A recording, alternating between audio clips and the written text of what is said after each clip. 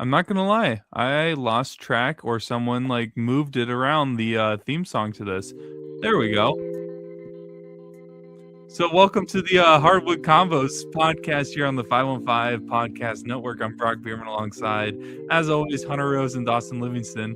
That was one of the more interesting intros that we have ever had, and it kind of encapsulates just the chaos and the bizarreness that can come with being in the NBA playoffs season. And we have some big games that are going on currently here. We're recording on Tuesday. It's around 8:50, so the Spurs game's still going on. The Celtics game just wrapped up, which we'll probably definitely talk about a little bit. And then we still have another game tonight, I think 2 games tonight, right? LA and Houston. Just LA and Houston. So Oklahoma City's not playing tonight? No, the San Antonio Trailblazers game's going on right now, too. Okay. Yeah, San Antonio and Trailblazers, which we have another headline kind of with that situation as well. But that's crazy that I guess the Thunder, Suns, and then Pistons Magic game is tomorrow. The playoff format of like structuring of how separation of games has always confused me. But they change it during the week versus the weekends. Yeah. But after that chaotic intro of not knowing where any of the buttons were, Hunter Rose, Dawson Livingston, how are we doing here on this Tuesday? Just dandy. I'll just say that. And we'll get into reasons why, but no, we're doing good. The Cavs are bringing my mood up. The Royals are doing everything in their power to erase any happiness I have. I think they're the worst team in MLB right now, so that's not great. But no, the playoffs have been exciting so far. We've got like great series lined up, which some of these I wouldn't have expected to be this entertaining, but we got a lot to talk about this episode. It's a weird feeling watching playoff basketball without being stressed about anything. It's insane. All I have to do is hate watch. Like that's my job now. It's awesome. So it's like you have a team to hate on every series, pretty much. Given 100%. So that must be fun. Yeah, like how is hate? I gotta know. Like I'm pretty sure you're probably siding with the 7 seed, but how is hate watching Philadelphia versus Boston? Because I'm pretty sure you hate both of those teams. Like I do hate both. It helps. Here. It helps that I'm not like okay. I go back and forth with Embiid. It does help that he's not playing because I do like. George? I honestly like everybody else on the 76ers besides Embiid, and I think Embiid's hilarious off the court. You like Paul George? Yeah, I'm not a huge hater. He's whatever, you know.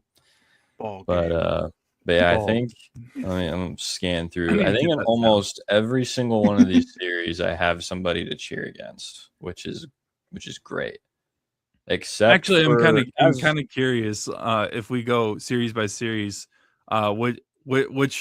who's the team that you're hate watching? I know Boston's probably the team for you. Yeah, Boston's up there. The Boston, Pistons are up there. So Pistons are the ones that you're hate watching for. Honestly, I don't care nearly as much about the Cavs and Raptors and then Knicks and Hawks. It's just funny to watch the Knicks play. Neither does the NBA. The NBA doesn't care about either of those series anyway. Knicks, Hawks a little bit more than Cavs, Raptors.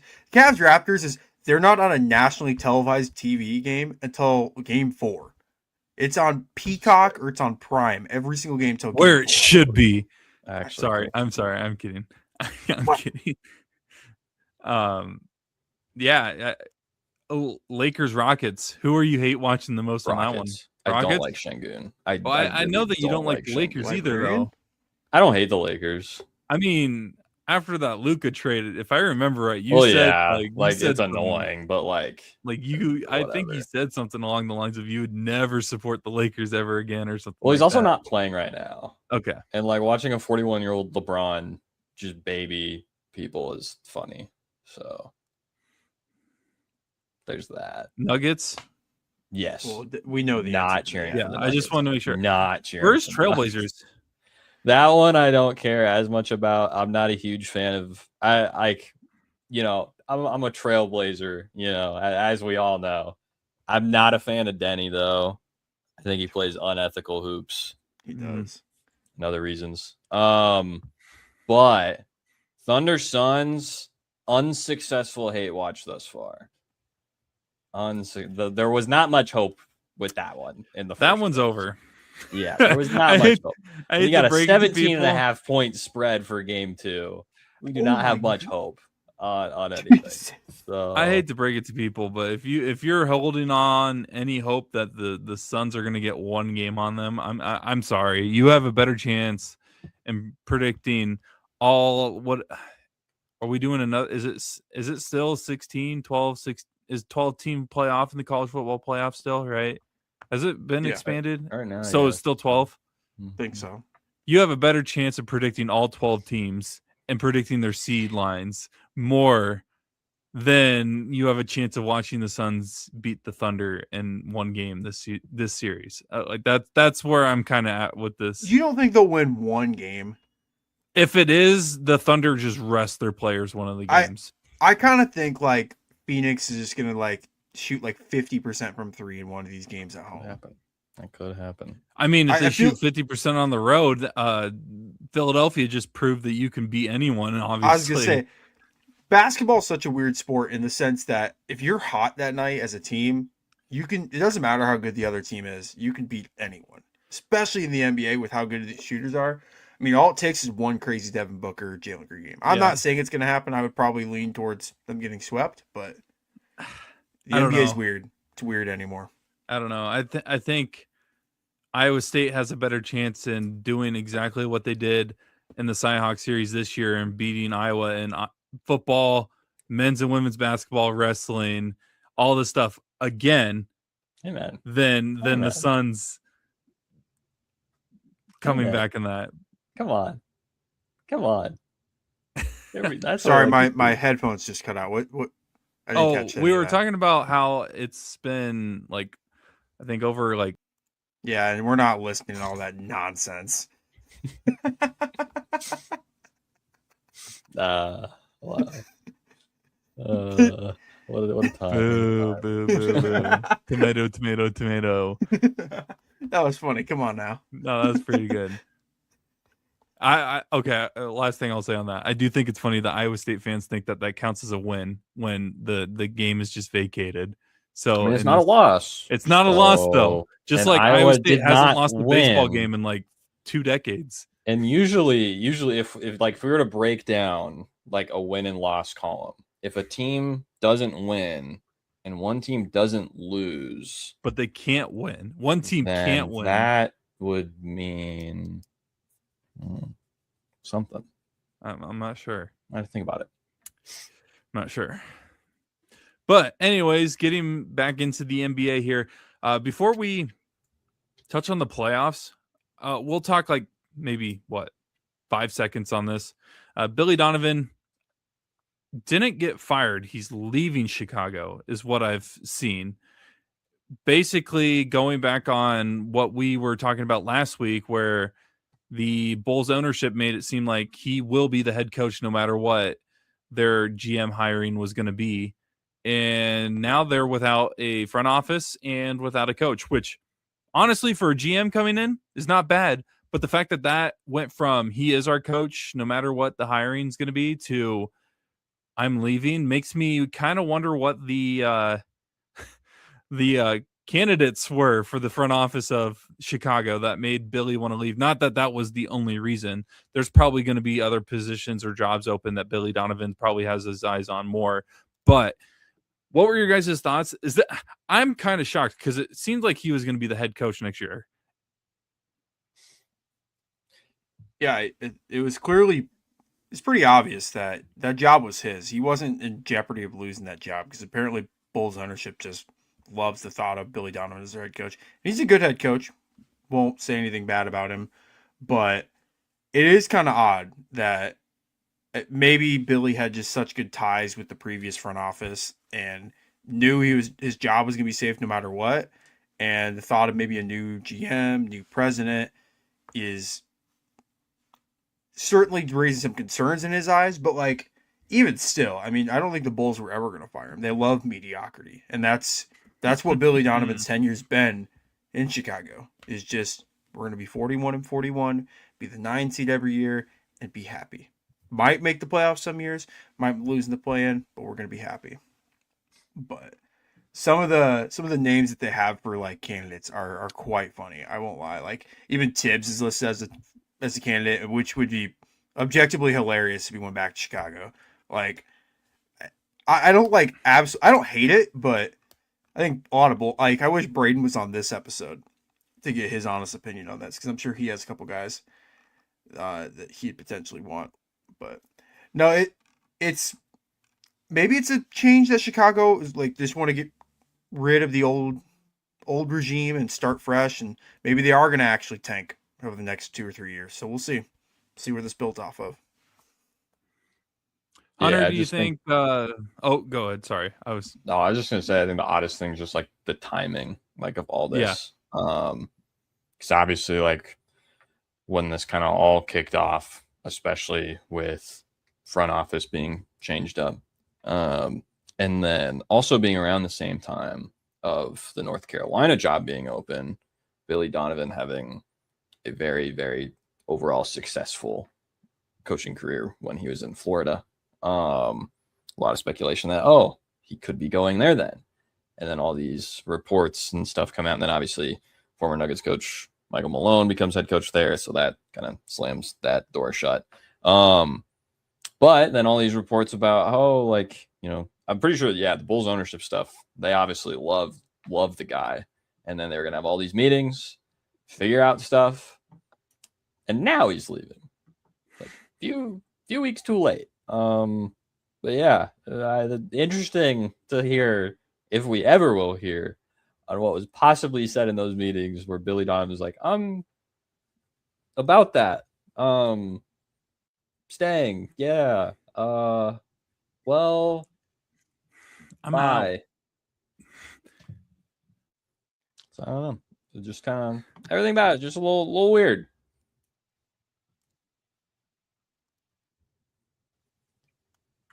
Who you're seeing on the list of potential candidates, but it's ranging anything on some websites from Tibbs to the rumor of, it sounds like that the Warriors era of Steve Kerr is probably over from the sounds of it.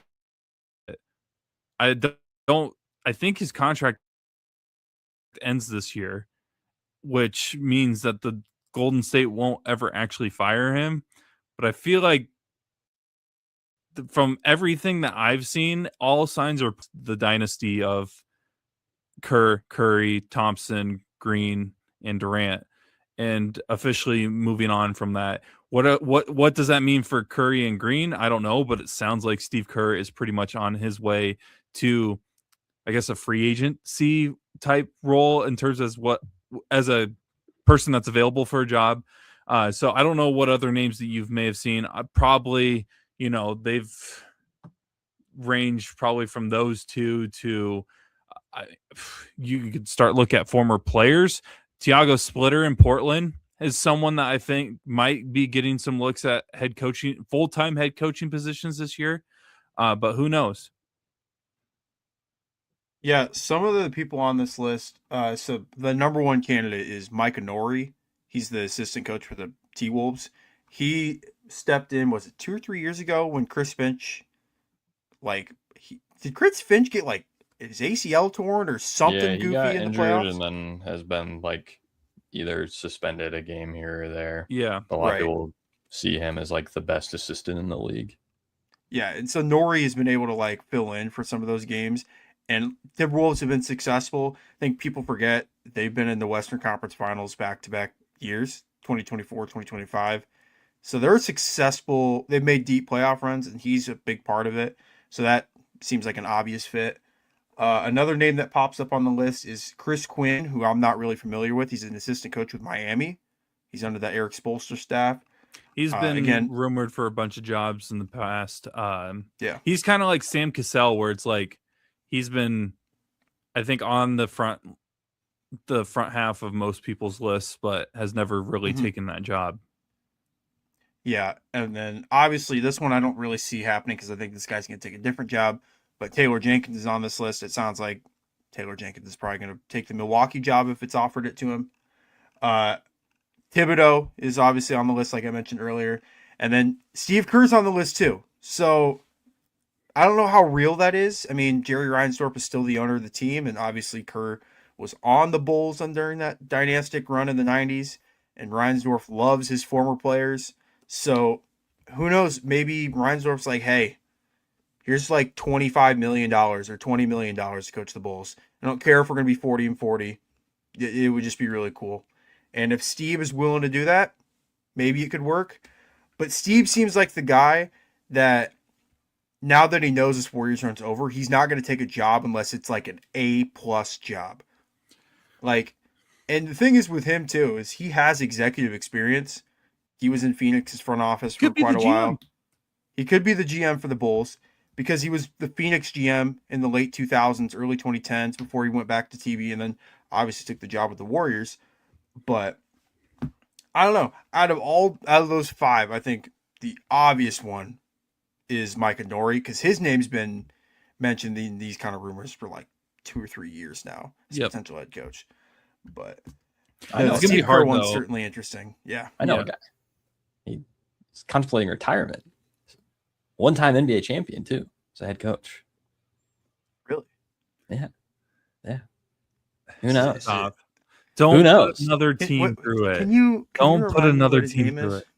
What's his name? I can't possibly be the last one that has to deal with this, all right? That would be sickening.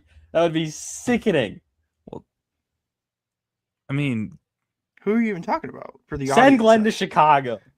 Please. No, don't force people. Don't force even more suffering to the Chicago fans that already know that they will never just do a full rebuild. Never know. Maybe this is the sign of things to. Well, at a certain point, you do not have a choice. Sometimes you can be just bad, and I think that's where Chicago's going towards, where it's like you don't have a choice. You're going to be bad. I can't do that anymore, right? No more tanking. All right, we all know this is the biggest problem in the NBA. All right, you can't be bad multiple years in a row. Just get away with it. All right, none of that. Get that out of here. All right, you start winning and you'll like it. The Bulls have been trying that for years. No, they're one of the few teams that should tank and losing. They've been paying the refs to make them lose all these years. All right, they paid Tim. As it worked, to keep Derrick Rose in that game. So then he got hurt. They paid off all these people so that way they'd be bad for generations to come. Oh my gosh, it's all coming together. Thank you, Adam. You cracked the case. It was always about Chicago. Always. They should hire Joakim Noah as their next head coach. Hey, you mentioned Steve Kerr. If he's not available, I know another Steve that might be open to a head coaching position. He hasn't coached since 2020. That guy. Yeah. Mr. 2-22.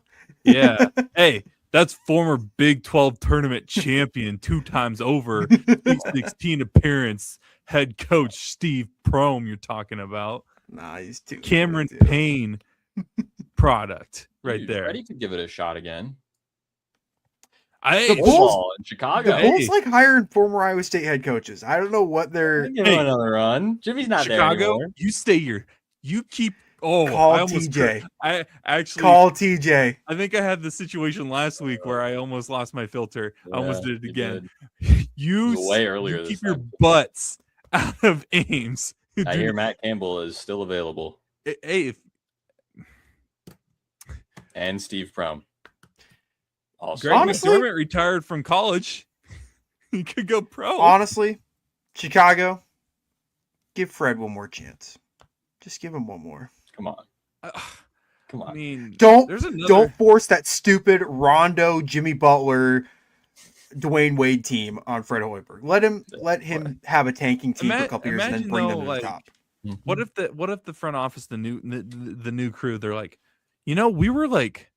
we kept trying with Ames, Iowa.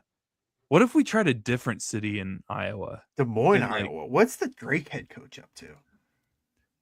Hendo is not going anywhere. Hendo is not going anywhere. What if we let's go to Iowa City? Yeah, I mean, you could take Fran. Fran's in Pennsylvania, bud. I wish she wasn't. What did that happen? Kirk Ferentz? POV Iowa fan in a coma for a year. No, POV Iowa fan in a coma since the selection show of the 21 season when Garza was the 2 seed. Yeah, they certainly went to the Sweet 16 that year, right? They looked right. Should have been VCU. Okay, let's get back to some NBA hoops here. We kind of hit on the Warriors situation. It sounds like it's over. I don't really know if there's much to talk about until anything actually becomes officially official, when you see in the headlines or anything. And maybe we can do a whole episode, like kind of breaking down and recapping the era that was the Golden State Warriors. Just, I know it's for some very sore subject, for just in general in the sport, one of the better runs in the sport's history. Honestly, just sports in general as well. Also had one of the greatest upsets, though, with them being on the other side of that upset, with the Cavs coming back from that 3-1 run. But until then, we won't really give like a huge breakdown or recap. I think Dawson might have one more thing before we hit in some of these playoff games. This is kind of off topic, but if you want to talk about one of the greatest NBA what-ifs of all time, what if Zaza Pachulia doesn't step on Kawhi's ankle? Think about the domino effect that caused over the last 10 years. Spurs probably end up winning that series because they were dominating in game 1 when he got hurt. Maybe Kawhi never leaves for the Spurs, or leaves for the Raptors or the Clippers. Maybe the Clippers never trade Shea. Like, maybe the Warriors, maybe Durant gets unhappy and they only end up winning 1. There's a whole domino effect. Patrick McCaw doesn't start his career 4-4 in NBA Finals. Exactly. I don't even know if it was 4-4. Was it 3? I think it was 3-3. 3-3. Okay.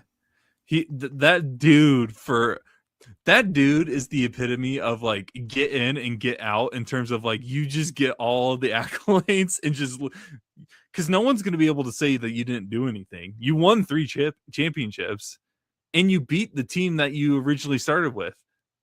Technically. True. Even though you may or may not have actually stepped foot on the court. But yeah. No, the domino effect from that era of the Warriors, because the Warriors had to have had everything right had to line up for them, because there was multiple situations where it's like, well, maybe there's a chance that someone else could step in or whatever. I mean, we talk about the Lob City Clippers, they were like contenders for like 30 seconds and then Chris Paul got hurt in the playoffs. Like, it was one of those where everything kind of had to line up perfectly for that era for the Warriors. And even then wasn't completely perfect because they lost twice in the finals against one of the most dominant individual runs in the NBA playoffs ever. And actually, let me rephrase that. 2 of the most impressive individual runs in NBA playoffs ever, with the Cavs and the Raptors. But we'll again probably do another episode like focusing solely on the era that was Golden State. But let's get back into the playoffs here. Some interesting games that have occurred so far. We'll touch on kind of the ones that haven't been as exciting. That's maybe not the best way to put it, but just not as entertaining or as important to hit on. I don't think we need to touch more on the Thunder Suns game. Okay. The Cavaliers, though, up 2-0. Congrats to Dawson's Cavs there. I give full credit to myself for taking the Raptors to win in the round 1, because I didn't want all of us to pick them, and then they end up doing that good old college game day reverse jinx kind of thing. So the first game, Cavs won 126-113, and then game 2 was 115-105. Dawson, I'll kind of just give you the reins on this, giving us a breakdown on this game itself. You seem a little peppier with your Cavs entering this show.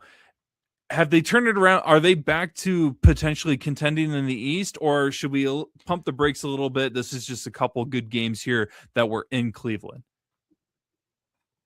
I think it's more of the second thing, as much as I would like to think that they're contenders.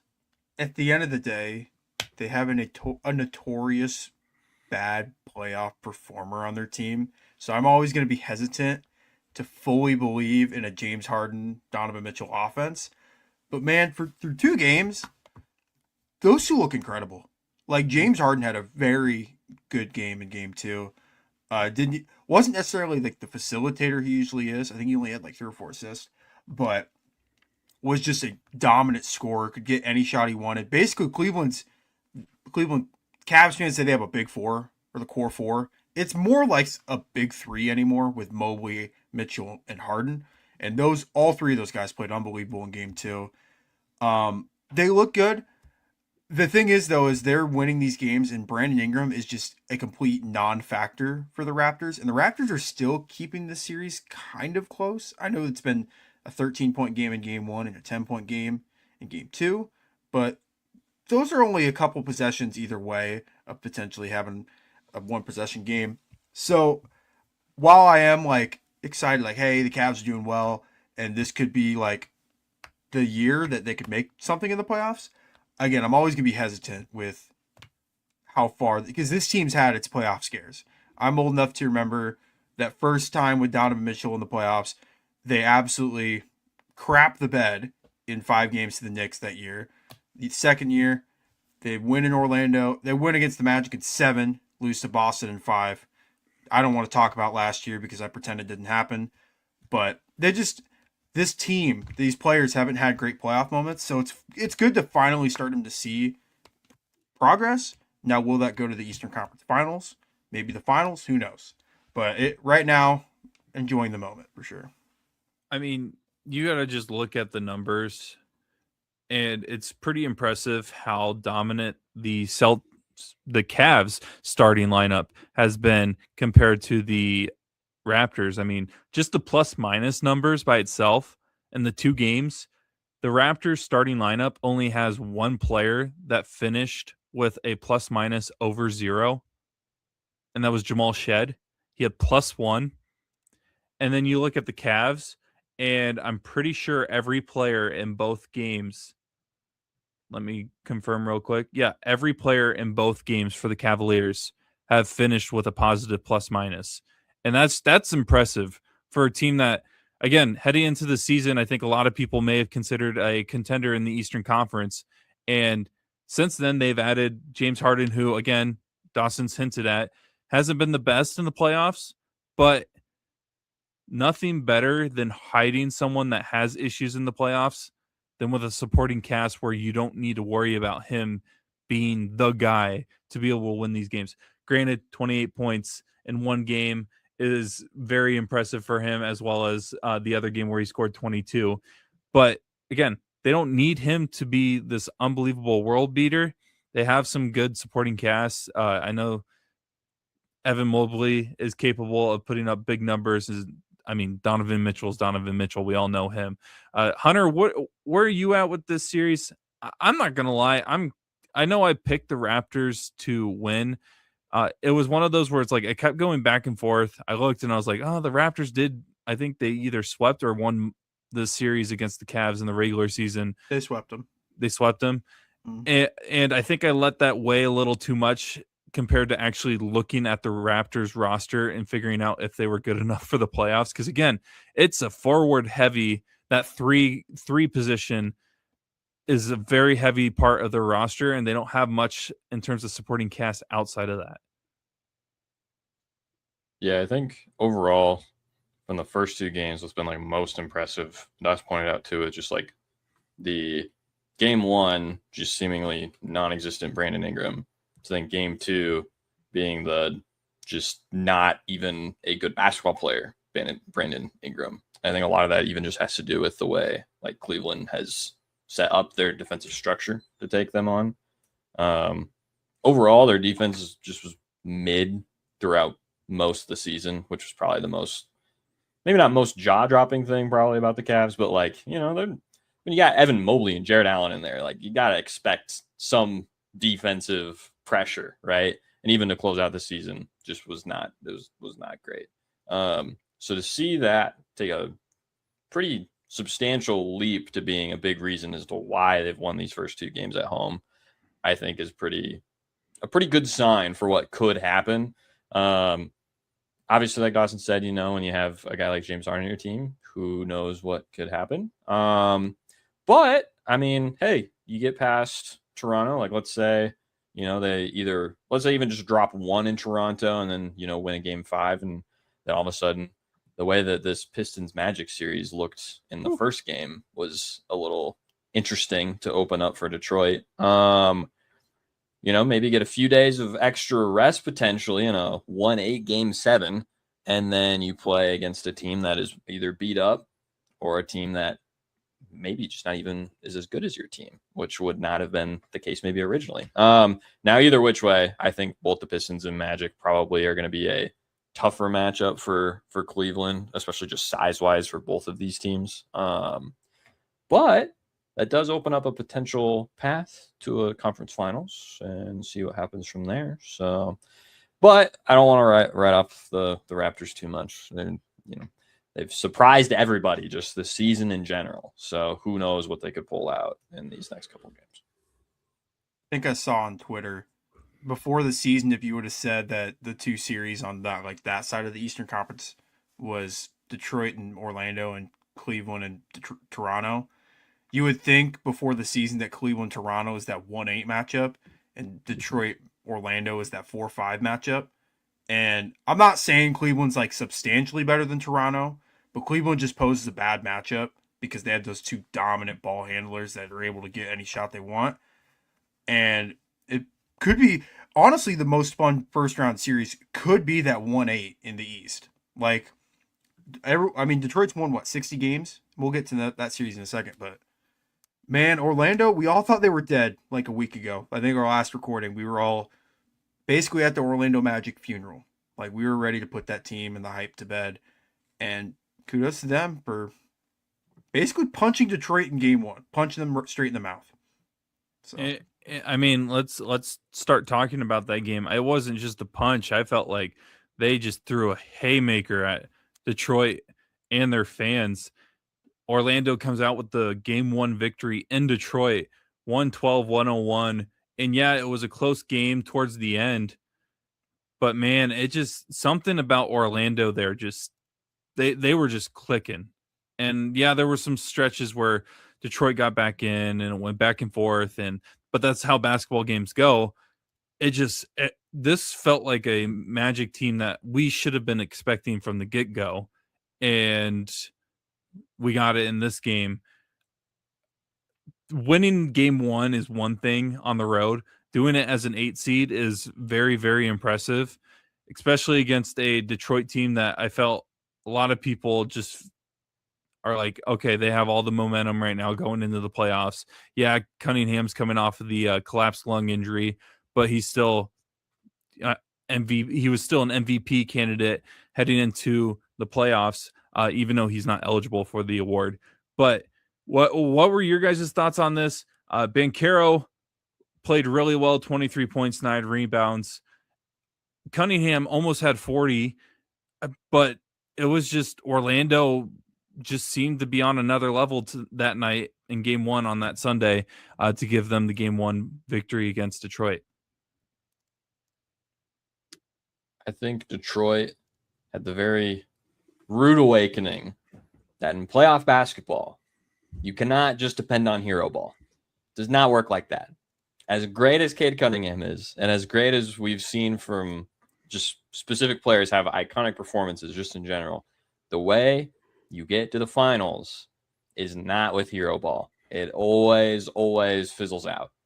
And the fact that this happened in game 1, I think is what is most concerning. Again, it is just one game. And this is a good team. But man, like that's probably what's most jaw-dropping about all this. Because then, you look at the opposite side, and, it wasn't, all sunshine and rainbows. I mean, you got Jalen Suggs and Desmond Bane putting up tour dates for shooting numbers. But as a team across the board, just looked much more physical, much more dominant, doing the things that we thought, like Brock said, we would have seen. I mean, when you have PB No J finally deciding not to settle for every single jumper imaginable and actually doing what we expect him to do, which is be dominant, take over, get inside, take a jumper every now and then. But yeah, especially most concerning, I think, for the Pistons is Jalen Duren, who wants that max extension coming up here pretty quick. Man wants 200 million USDs. All right. And you're putting up 4 shots, 4 as the 1 seed. And you're also, for some reason, an MIP contention, which that's a whole nother conversation that I could talk about later down the road. That is unacceptable. That is unacceptable. And I think I would imagine he probably knows that. All right. And at this point, everybody knows that. But that just cannot happen. That cannot happen whatsoever. So I will be interested to see. I would really hope for the Pistons to try to get everybody involved just in general in the next game and see what happens. Cade's going to do his thing. We all know that's it. But outside of that, you're the 1 seed. Let's act like it as a team and not just a player. Yeah. And I mean, Duncan Robinson cannot be scoring. I know he only scored 1 more point than Duren, but Duncan Robinson can't be scoring more than a guy that is asking for $200 million in his contract extension. And the tour dates thing, that's a good thing to point out with the Magic. They had some players that were struggling from the field in game 1, but Jalen Suggs did struggle on shooting wise, but like he was everywhere outside of that on the defensive end. And again, this is a little bit of an overreaction, but if he keeps it up, and I know they're an 8 seed, so it's not the same equivalent because this comparison is to a team that was a top 2 seed, ended up winning an NBA championship, but he could be kind of like that scrappy little player, similar to like Matthew Dellavedova for the Cavs, where like he does a little bit of everything. And then if he can fix those shooting numbers, honestly, he doesn't need to shoot 16 times. If he can shoot 6 to 8 times, but efficiently, I think the Magic are set up for success. Yeah, it's tough because, like, let's face it, again, like I said earlier, we all kind of like said Orlando was done. I don't think any of us really gave him a puncher's chance in this series. But the other side of that is, man, sometimes the scariest teams to play, and this is just in all sports, are the teams with absolutely nothing to lose. Yep. I think Orlando all looked at each other after they beat Charlotte in that play-in game to get to the 8 seed, and like, man, everyone's written us off. We shouldn't be here. Although the preseason expectations are like, hey, we're going to compete for a top 4 seed potentially. Let's just go out and play ball. And I think it's a lot of pressure on a team like Detroit, who, like Hunter said, for 60 games this year, 65 games, it's been a lot of, hey, we're going to let Cade Cunningham run the offense. He's going to dribble around. He's either going to score or he's going to find someone wide open. And the most alarming thing in this game in particular that has me concerned for Detroit going forward is Detroit shot double the amount of free throws that Orlando did. They shot 38 free throws compared to the 19 that Orlando took.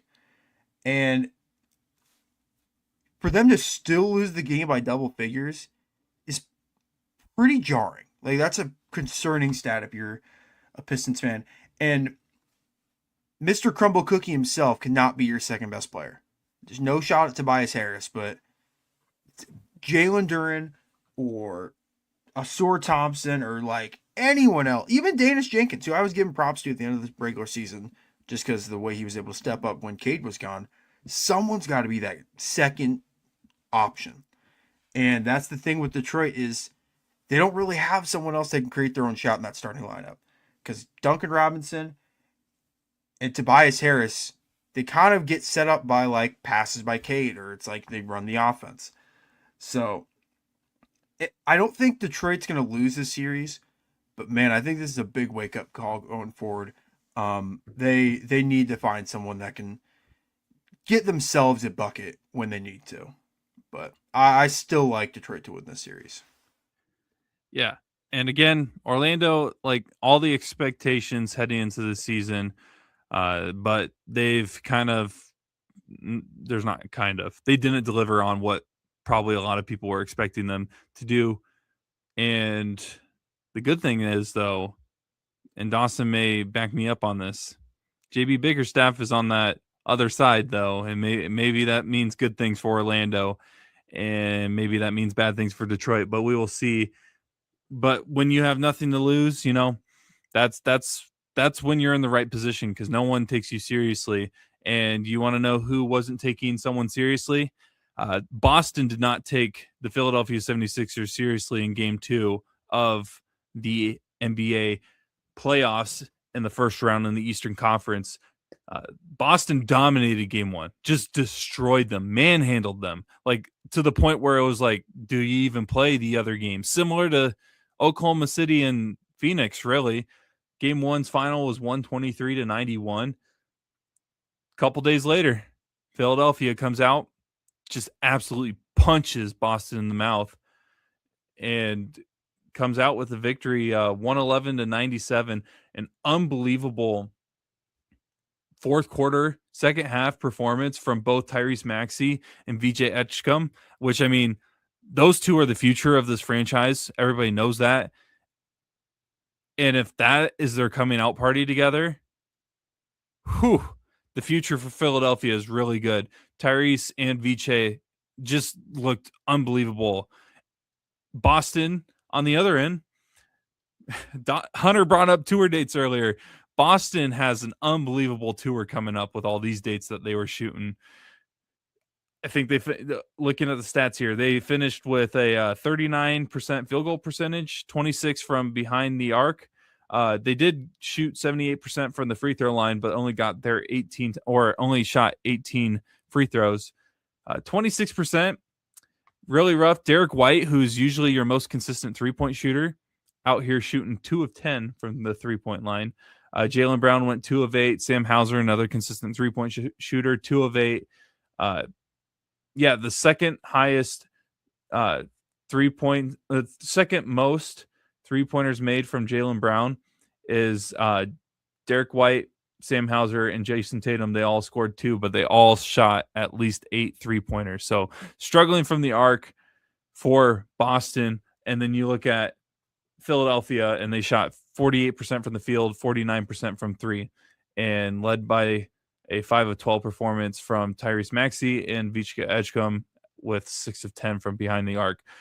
Again, I as a Celtics fan, I'm not too worried because this is like the worst game Boston's had in terms of the post return of Jason Tatum. And that game was going to come at some point. Boston always, every once in a while, has that game where everybody is off from the 3-point line. And when Boston's off from the 3-point line, it's almost a guarantee they're not going to win these games unless someone is able to unless they are able to lock up their opponent on the defensive side, which they really weren't with Tyrese Maxey and VJ Edgecombe combining for 59 points as a duo. By the way, this is all while Joel Embiid is not playing for the 76ers. So an impressive win. Not going to give any excuses of why Boston lost outside of the fact that they did struggle from the field, really just did not shoot well. But what a win for the 76ers. Series tied at 1-1. What are your guys' thoughts? Do you think this is actually going to be a series, or do you think this was Philadelphia's one little hope, little gleam of hope that they may have had in this series? Can I tell you when the game was over? In my mind, 10-minute mark. The fourth quarter is when I was done. No, when I saw Andre Drummond pump fake an open 3, get even more contested, shoot the 3, and then make the 3. That's a good point. That's when I knew the game was over. I'm like, okay, Philly's just going to make everything tonight. And anytime you shoot 49% from 3, you're going to win the game. I don't care how good the other team is, you're going to win the game. And shooting 48% from the floor also helps. Only having 7 turnovers helps. I mean, this was about as perfect as Philly could have played. And like you said, yeah, they don't have Embiid, but man, their bench was pretty good tonight. I mean, Quentin Grimes had a couple buckets for him. Andre Drummond, who I forgot was on Philly. I'm like, oh, there's an old friend. And dropping 10 points. Again, hit a crazy 3 in the corner, which didn't think I'd see in the year 2026. Even Paul George, with all the ups and downs of his Philly tenure, contributed 19 points, 4 rebounds, 3 assists. Like, everyone in Philly had a great game. So, all that being said, it took that heroic performance by Edgecombe and Maxey to, I think they were up 10 with like a minute and a half or 2 minutes to go. And then Boston put like Jordan Wall, Shireman, and Garza in. So it's like, okay. Hey, don't be hating on Garzilla like that. I'm not hating on Garzilla, but listen, I was one of those players in sports. When you saw me checking the game, you knew the game was over. Okay? That's all I'm going to say. Like, when you see certain guys checking the game, it's like, damn. You heard it here. You heard it here first. Dawson Livingston and Luka Garza are the same player. Yeah. I might have a National Player of the Year. He does not. It's blurry. We don't really know. Yeah. Check the archives. It's a close debate. I think it's closer than the Jordan LeBron debate. I like to think I'm a better shooter than Garza, but we'll never see the film. So. You never lost to a 15 seed or whatever, or 10 seed, whatever it was. That Oregon was. They were 8 seed. No, I think it was a 7 seed. I was going to say, what is it? 2-15. It's 7-10, so they would have been so either 7. They were 7. Yeah. Yeah, you never lost. You've always made the Sweet 16. You've made an Elite 8. Elite 8. They just didn't have the cameras on. Yeah. Shout out Flight. Hunter, do you have any cause for concern if you were a Boston fan, or is it still you still have all the faith in Boston to win this one? Zero concerns, to be honest. That's just no. So I mean, hey, you're preaching to the choir here. Like it was just a good performance for Philadelphia. I will say though, God, his contract is so hard to move on from. But like if there's ever a game to point at and be like, this is our future, we need to move on from Joel Embiid, this is the game. Like I know when healthy he would be a huge asset to Edgecombe and Maxey, but they're both not going to combine for 59 points a game next year as a duo. But it's a really good duo that you could build your team around in this era of the NBA where you don't need to have the biggest stars on your team to compete for championships anymore. It's more about roster management and building a team. And I feel like Philadelphia might actually be a few moves away from being able to build a good team around those two guys. But it's going to have to involve moving away from Embiid. And that also means some teams got to be okay with taking on Embiid's contract and his injury history. Chicago. There you go. Send him. That would be the most Chicago thing to do. We're not tanking. We want Embiid.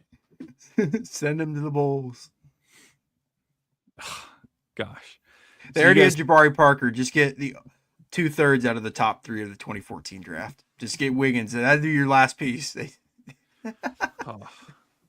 That draft, man. That draft is something. Sticking with the East, we have one more kind of series to talk about. The Knicks and Hawks, this time without Trae Young. Everybody knows those legendary matchups between the Knicks and Hawks and the playoffs with Trae Young, Brunson, all those guys. Splitting the series 1-1. Atlanta gets the big win in New York in Game 2. 107-106 was the final score. Big contributions. Dawson, I know you're seeing the final score of a NBA playoff game, which we'll hit on here shortly. But big contributions from, actually, funny that I was kind of hinting at a game that we'll talk about later. Former Trailblazer CJ McCollum in Game 2 gets the Hawks the victory. Where are your guys' heads at with this game, this series? This series is weird because, like, I feel like New York is.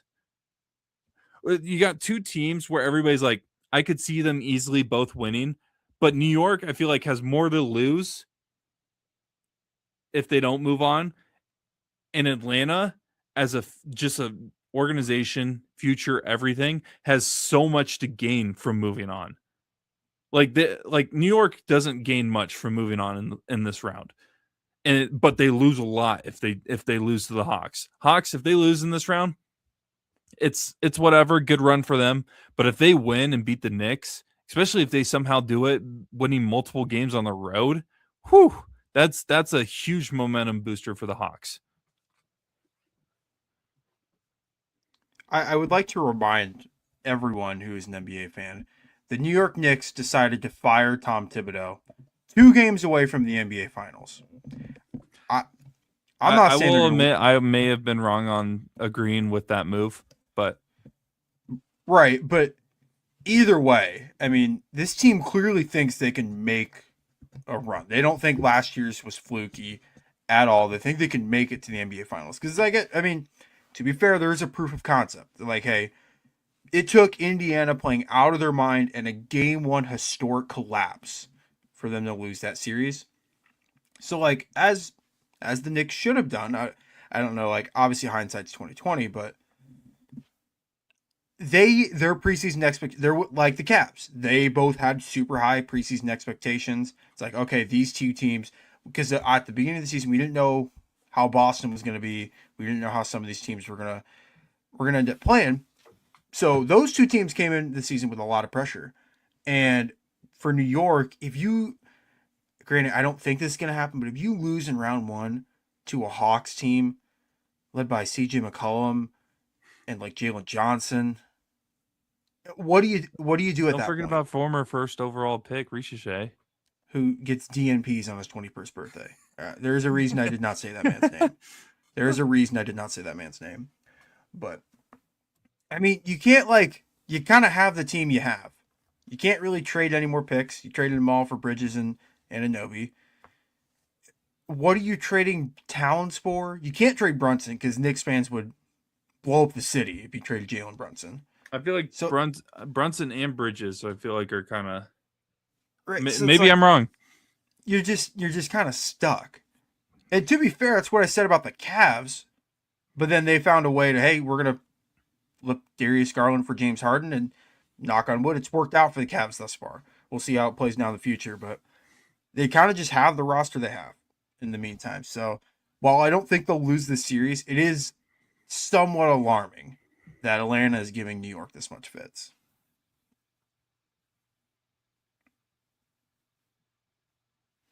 Tell me if you've heard this one before. Jalen Brunson drops 30 or dang near 30. Rest of team does nothing. We're still here. It's still happening. Nothing's changed. And I like, there's a certain ESPN analyst that made a comment about how, the Knicks are a great team. Jalen Brunson's a great player, but it's really, really hard to make the NBA Finals when your best player is 6'2" and the rest of your team is good, but not quite there. And got a lot of flack for it. And, maybe deservedly so. Maybe. But, when this keeps happening, I'm not too sure if they should have gotten said flack for saying such a statement. Because, again, this is just, we've been here too many times at this point. Something else has to change. Like Dawson said, like Brock has said, there's a lot riding here for the Knicks to not be currently tied 1-1 with the Atlanta Hawks in their first half a season with this new look and new Atlanta atmosphere.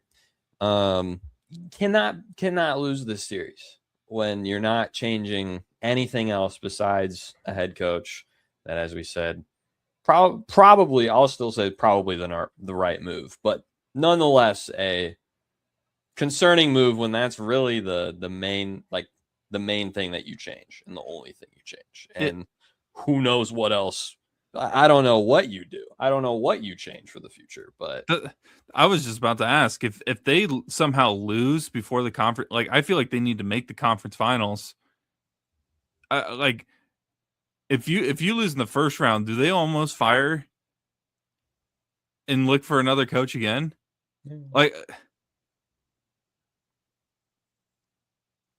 but again, like at the same time, then you're doing the same thing over and over again and expecting different results, and you're still getting the same results, and that's like the definition of insanity. So maybe you need Jeremy Lin. You need Lin sanity. Yeah, that's how you fix everything. I'm sorry, that was a bad joke. Again, though, they've kind of just made their bed. This is the team they decided to go all in with. This is the team they have. Again, they got within 2 games in the NBA Finals. Not a lot of teams can say that. My team can't certainly say that in the last 8 years, or I guess after post LeBron, they've just been a dumpster fire in the playoffs. But like, some teams just don't make the finals. Some great teams just don't make finals. We look back and it's like, man, why did so and so team not make the finals? Well, it's because it's like Clippers, the Lakers, or the Clippers. Like, just saying it. Just sometimes it happens. We never got to see a prime Rockets, James Harden, and CP finals, even though they probably should have made it that one year if they didn't miss a gazillion threes in a row. Some teams just aren't meant to make the finals, and with the Knicks, that could just be a what if from last year, because they've always been a what if. No offense to Indiana, again, but that could have been, wouldn't say the easiest draw they could have gotten to the conference finals, but they had a puncher's chance. I'll just say that. Well, disagree. We'll see what they do, because if they lose another game, which is really, there's a really good chance they might lose one of the next 2 games because it is in Atlanta, and it's crazy that this is really kind of turned in. It was already a rivalry, but it was more of a Trae Young versus New York thing. It's slowly turning into an Atlanta-New York thing completely as a full-on playoff rivalry, which is great because it's fun when there's actual rivalries in these playoffs. Moving over to the Western Conference, Game 2 of the Lakers-Rockets is tonight. Before we finish this recording, the game will probably tip off if it hasn't tipped off already. Lakers did end up winning Game 1. Durant's playing Game 2. Quick 2 cents from you guys on the series as a whole before we move on, because I really don't think there's much we can talk about since there's going to be a game going on before this episode gets published. Shout out Luke Kennard in Game 1. That was a good performance. Like, certainly did not see that coming. So shout out to Luke Kennard. Yeah, I think it's hard. I think the Rockets are just a very different team when Kevin Durant's on the floor. Very, very different. It's not a secret. Their half-court offense has been abysmal when he's not there, including last year. And before that, they just were not a good team. So it is now that Durant is playing, and hopefully, doesn't have any more injury problems or anything. Who knows? Be a very probably different series now. As much as it is the 4-5, so it is seeding wise the most what is supposed to be the closest series. But I will be intrigued to see what happens because it is a very different ball game now. So we'll just have to see if the Lakers can continue to force it out, and not much promise with Reeves and Doncic being back anytime soon. But hey, if you can keep the series going as long as possible, that will be time is your best friend with a 41-year-old man on your team somehow. So you're saying there's a chance? Who knows? Just maybe. We can hit on the game that just completed, just wrapped up here on a Tuesday around 9:50 Central Time. I'm not going to lie. I think it has less to do with the actual performance from the Trailblazers than it does the fact that there's a big storyline, huge storyline.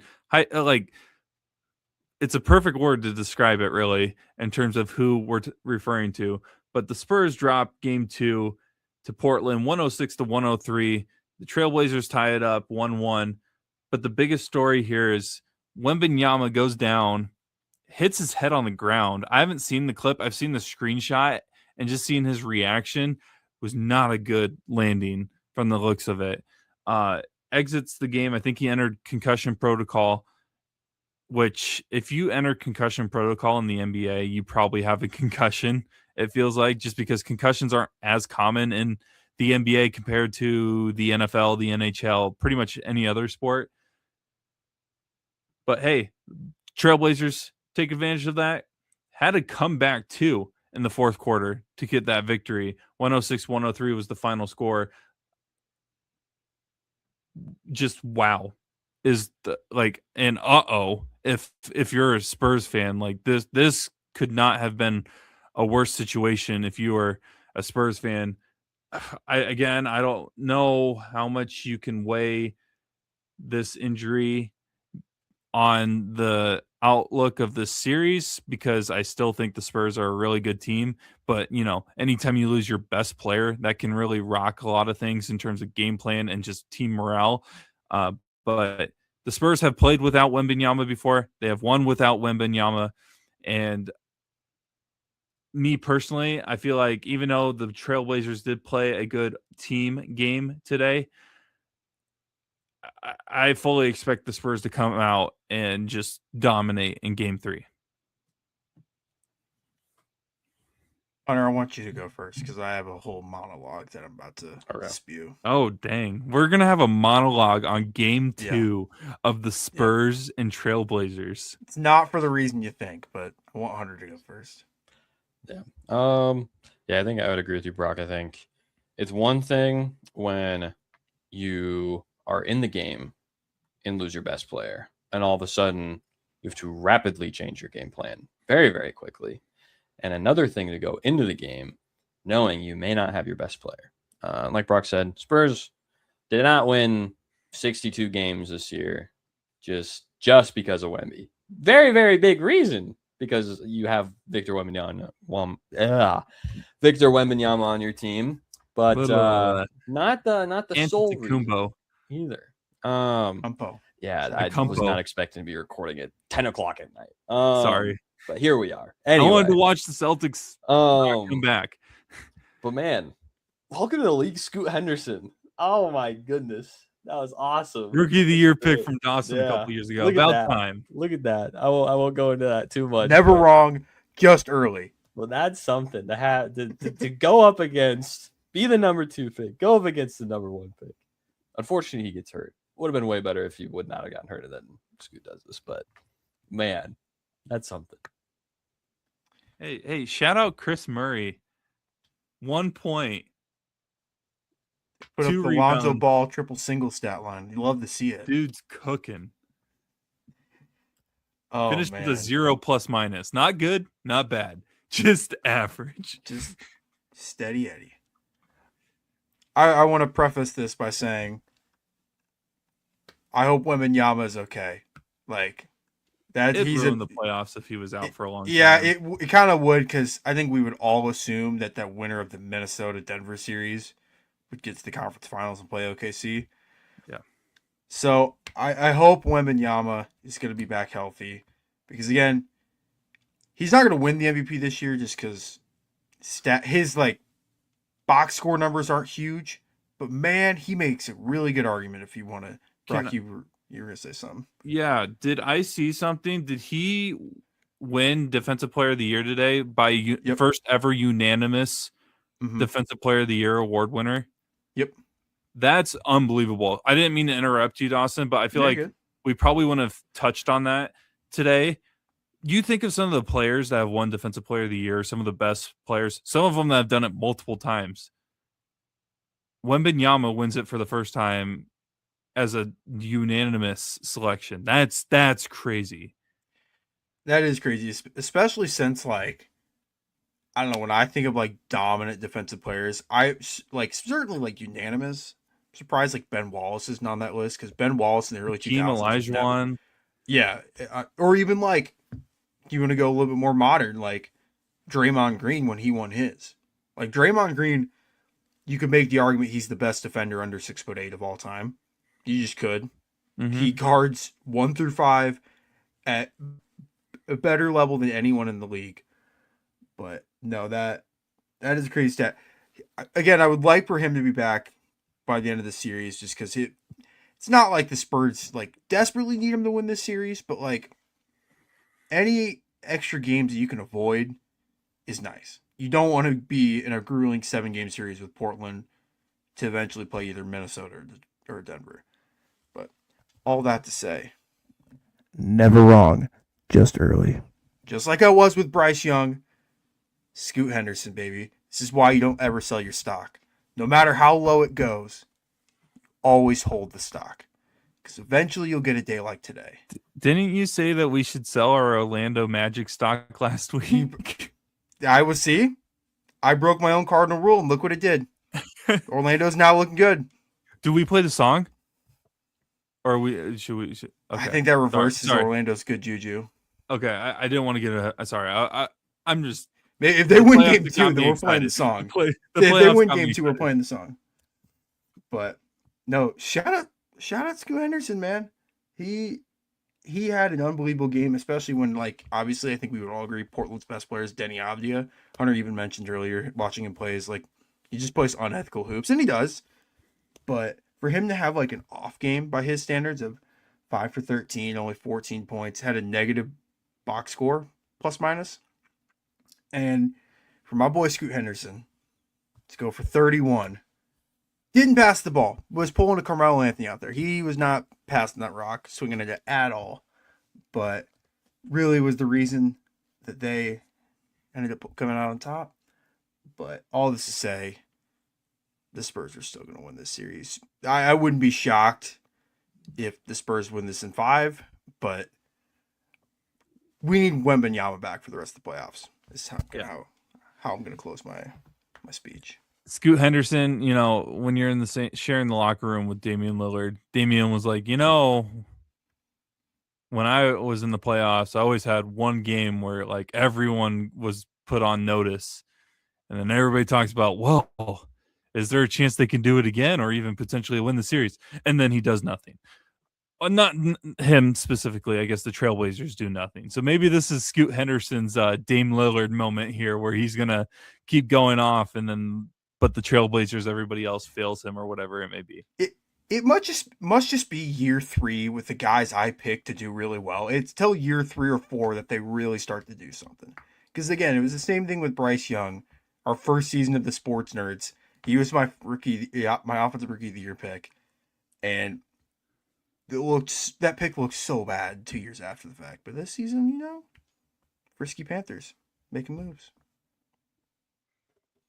You better hope that Bryce Young plays at least okay football this fall. If he somehow regresses, Scoot's probably going to suck next year, but that's okay. We're going to live in the moment right now. That's a good point.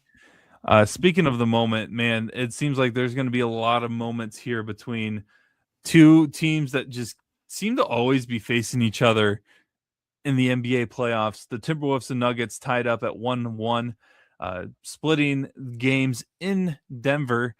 Losing game 1 was Minnesota. Denver was able to win that one 116-105, but bounced back and got the W in game 2, 119-114. By the way, if you're seeing me move around on the screen a bunch, my chair is very uncomfortable, and I have extreme lower back pain from carrying a bag with a bunch of cameras and lenses today. So I am like trying to move as much as possible and get something to pop because I have like a area that I know that needs to pop. But anyways, because Brock's walking on his desk treadmill. His desk is up in the air. No, I am sitting right now. But yeah, I'm just. So it's about them Nuggets. So the Nuggets, what a win for them in game 1, but dropped a close one in game 2. Going to Minnesota. Minnesota is a tough place to play when their fans are really into their teams. So it's going to be a loud environment. Who do you think will come out? Do you think they're going to split again and it's going to be 2-2 going back to Denver? Or do you think Minnesota do you think Minnesota or Denver will capture 2 games in Minnesota? There should be a rule that certain teams have to play each other every single year just because the series are so entertaining. In the playoffs? Yeah, every time these two teams match up, it's a very entertaining series. Like objectively, like oh my god, like no offense to like the Thunder Suns or like Pistons Magic. I guess Pistons Magic ended up winning, but like there were only a few like must see series for me. Like okay, I need to make sure I'm like on the couch for this one so I can watch it.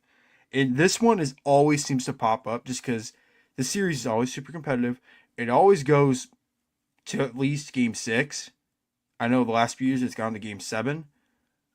And you see two of the best stars in the NBA. Jokic in the Nuggets, Edwards in the T-Wolves. Like, they're playing at their best. And it's funny because I would argue the best player in that game 2 loss was Murray. Honestly, Murray had an unbelievable game with 30 points. But no, this is gonna be a super fun series. I cannot wait to watch. Mr. Rudy Gobert though, what are we doing? You can't be 7'2" shooting 1 for 4, 0 for 2 from the line, and have a negative plus minus. You're the only starter that had a negative plus minus. What are we doing there, Rudy?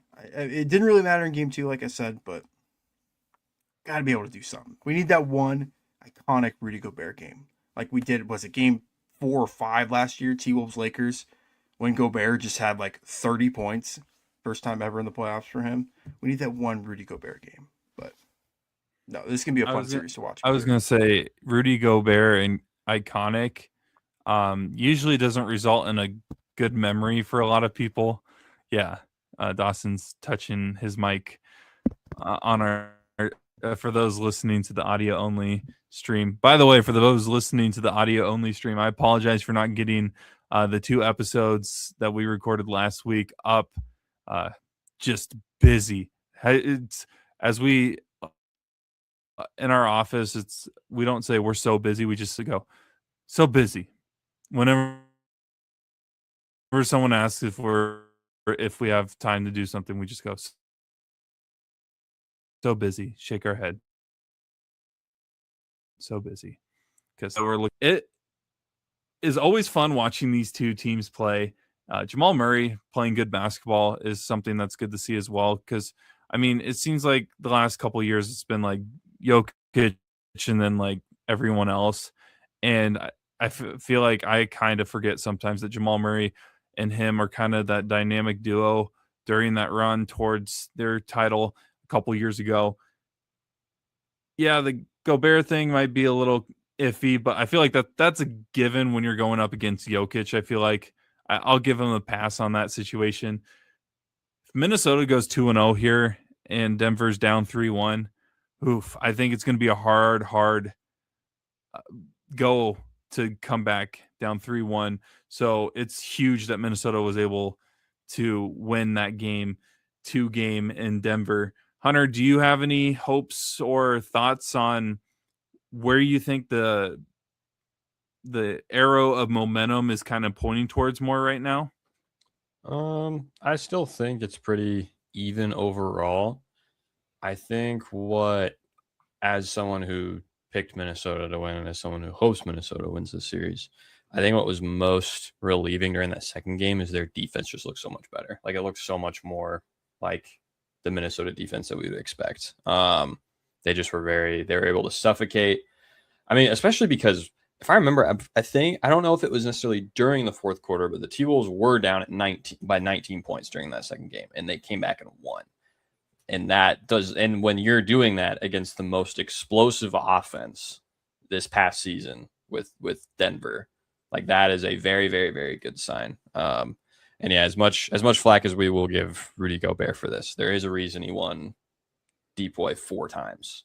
And overall, that second game was a lot better, especially against Jokic in particular. But there's even a couple times where he's basically staying on Jokic when he's on that floor, no matter what. He's not really getting much help. He's not doing much off help. But there's even been a couple times where he gets out and contests a couple of Jamal Murray mid-ranges that are just not good shots, especially when the game's starting to get close again. Overall, that is probably what I think is the biggest for any Minnesota fan out there, is just being able to see them do what they do. Anthony Edwards also looked a little bit more like himself. That game one was a little weird with he's coming off an injury and did not look great, did not look like the Anthony Edwards that we know. He kind of has become more and more of a jump shooter as the years have gone by, but we are used to seeing Anthony Edwards be able to attack.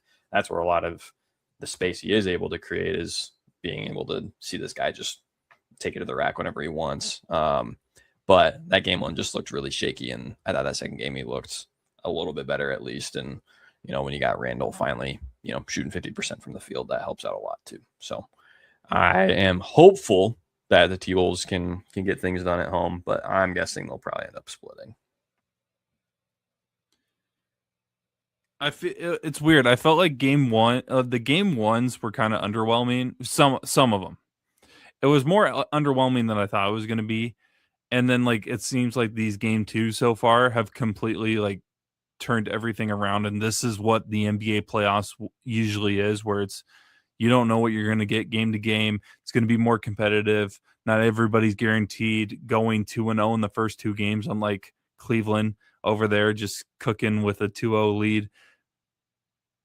It's so fun. The NBA playoffs is so fun. If you don't really love the NBA or don't have a team, it's fun to watch when you don't have a rooting interest sometimes, and being able to just watch game to game these teams go through the ebbs and flows of what a playoff run really is, because you get games where your teams are just clicking on all cylinders, and then you got games where teams can't literally buy a bucket. So any final thoughts from you guys before we sign off here? The one comparison I'll make with the NBA playoffs, like you said, it's fun to have to watch without a rooting interest. If you don't really watch much NBA playoff basketball, the way I can describe it, picture March Madness, but eliminate all the garbage first round games that we get sometimes. When you see the 1 seeds beating a 16 seed by a million. That doesn't really happen in the NBA playoffs. It's very rare where a team wins every single game in a series by 30 plus points. You just don't really see that anymore. Even well, I mean, we'll see if Phoenix ends up winning a game, but every other series besides the Cleveland series thus far, it's 1-1, assuming Houston wins tonight.